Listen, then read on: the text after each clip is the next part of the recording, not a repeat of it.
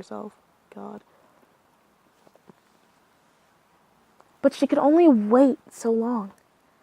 She ripped open a bag of Doritos in her cupboard only to see tiny bits of green seemingly gnawing at the chips. In a grotesque stupor, she checking the expiration date. There were still weeks remaining. They were still good. And knowing she couldn't keep forever, Cassandra Walsh searched the house for a pair of sunglasses and found some old black paint, using it to completely cover the lenses out into the night she walked. She knew a way to a little store on the corner by heart.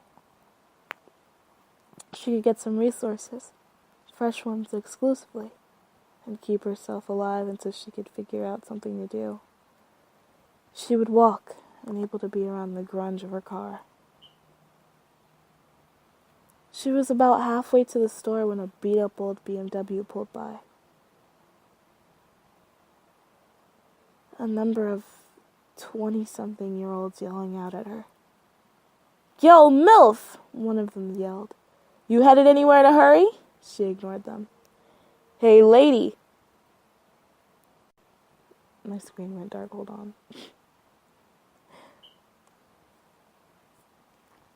"Hey, lady, your husband said my dick is bigger than his. You want to find out?" She began to move faster. "Ooh, you hurrying now? Wait up, chica. I like to take it slow." She was at a full run.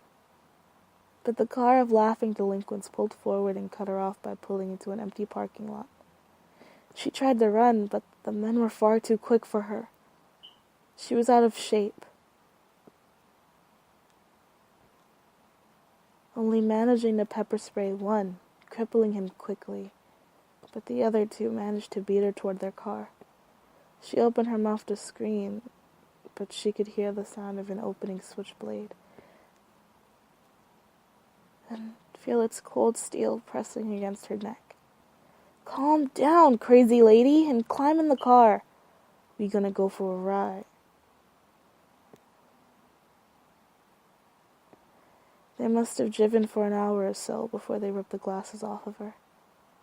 Cassandra Walsh, bound to the ground, unable to move an inch, could not stop screaming.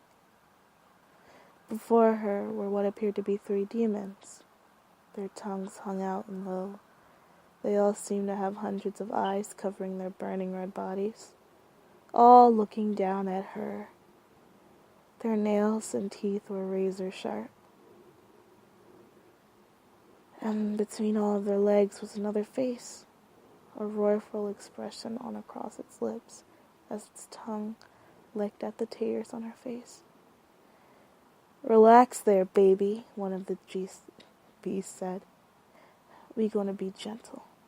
Real gentle all over. All at once." There are still conflicting reports regarding what exactly happened the morning of April 2009 in the tiny Californian community of Actis. When asked, only a few neighbors admitted to knowing anything about the resident of the house that came into question, and only the paperboy recalled the sight of a stout little man with a long beard approaching the place surrounded by police and medical personnel. Past various people arguing and sobbing, he walked, and no one seeming to give him any mind, as if he was not there at all.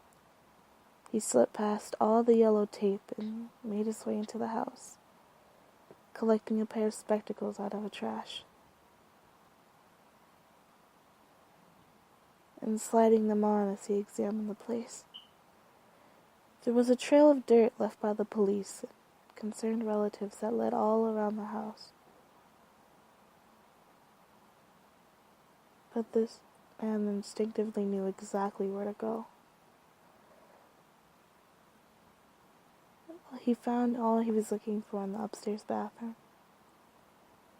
He looked down at the ground, glasses on, and remarked to himself, "So beautiful it is.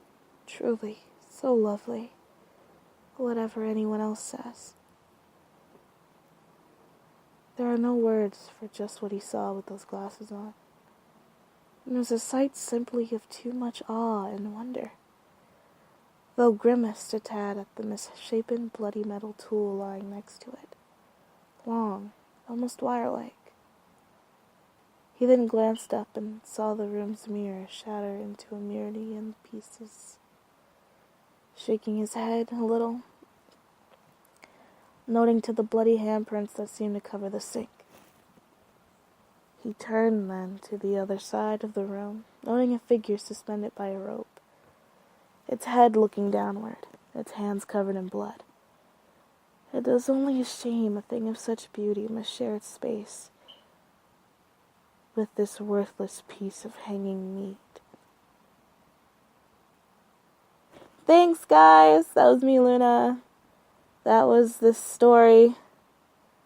His name I forgot. My bad. 2020, yeah, 2020. I love you. This is Creepypasta Radio. It's morning and I'm passing out. Good night.